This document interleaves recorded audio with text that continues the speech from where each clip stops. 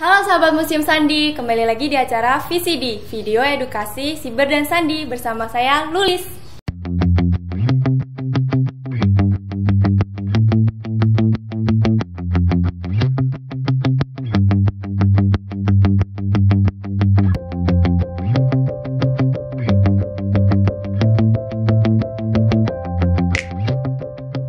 Setelah episode kemarin kita telah membahas tentang sejarah persandian di Indonesia, maka episode kali ini kita akan membahas tentang suatu tempat yang sangat berhubungan dengan sejarah persandian di Indonesia.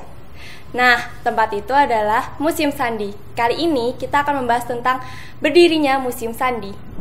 Tahu nggak sih, Museum Sandi merupakan satu-satunya museum kriptologi yang berada di Indonesia dan merupakan pendukung pelaksanaan tugas dan fungsi Badan Siber dan Sandi Negara, yaitu untuk meningkatkan budaya keamanan informasi melalui edukasi kepada masyarakat dan melestarikan nilai-nilai sejarah perjuangan insan persandian. Gagasan pendiriannya berawal ketika Sri Sultan Hamengkubuwono X menerima kunjungan Widyakarya mahasiswa STSN pada Maret 2006. Dan Maijen TNI Nahrawi Ramli menyampaikan keinginannya untuk mendirikan Museum Sandi di Yogyakarta.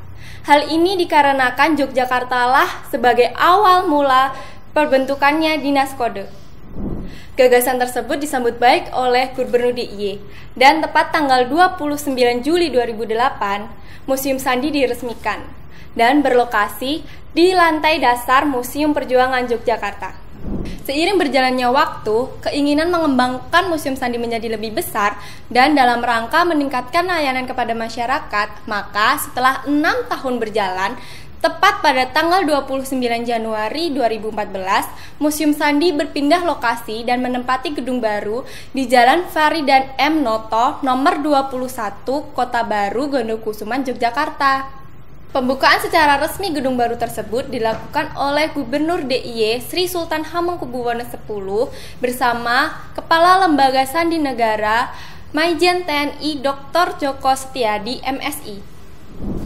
Secara historis, gedung tersebut memiliki keterkaitan erat dengan sejarah persandian di Indonesia, di mana saat ibu kota Republik Indonesia berada di Yogyakarta, gedung tersebut menjadi kantor Kementerian Luar Negeri.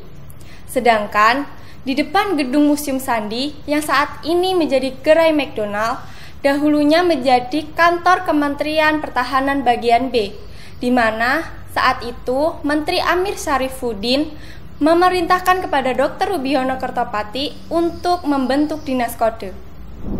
Secara khusus, Museum Sandi menampilkan koleksi artefak dan benda bersejarah lainnya, seperti relia, replika, gambar, dan dokumen lain yang terkait dengan persandian. Di Museum Sandi terdapat 9 ruang pamer, yaitu ruang intro, ruang sandi klasik, ruang perintisan sandi, ruang maket dukuh, ruang penegaan sandi, ruang Nusantara, ruang tokoh, ruang sandi global, dan yang terakhir adalah ruang edukasi. Museum Sandi diharapkan dapat menjadi sarana pembelajaran bagi masyarakat tentang persandian, baik sebagai ilmu persandian ataupun sebagai kegiatan. Selain itu, Museum Sandi diharapkan dapat meningkatkan apresiasi, animo, dan kepedulian masyarakat agar lebih bergairah untuk berkunjung ke museum. Dengan begitu, Museum Sandi bermanfaat bagi masyarakat luas. Museum Sandi terus melakukan inovasi dan beberapa kali membuahkan hasil, diantaranya meraih anugerah Purwakalagra dalam ajang Indonesia Museum Award 2016 dengan kategori Smart Museum.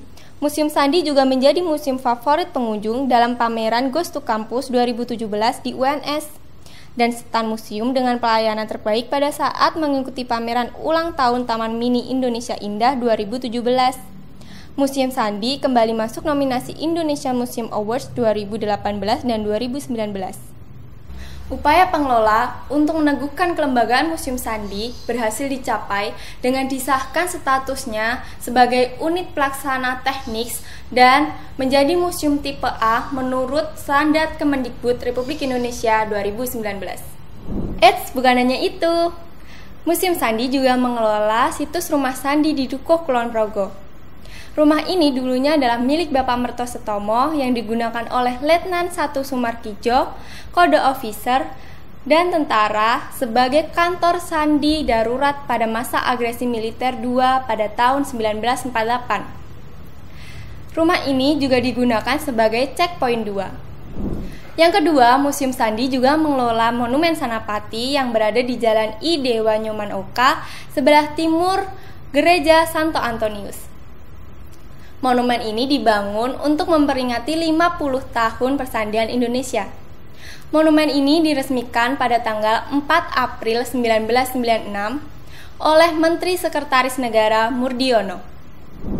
Oke sahabat Museum Sandi, demikian tadi cerita singkat tentang Museum Sandi. Mau tahu lebih lanjutnya?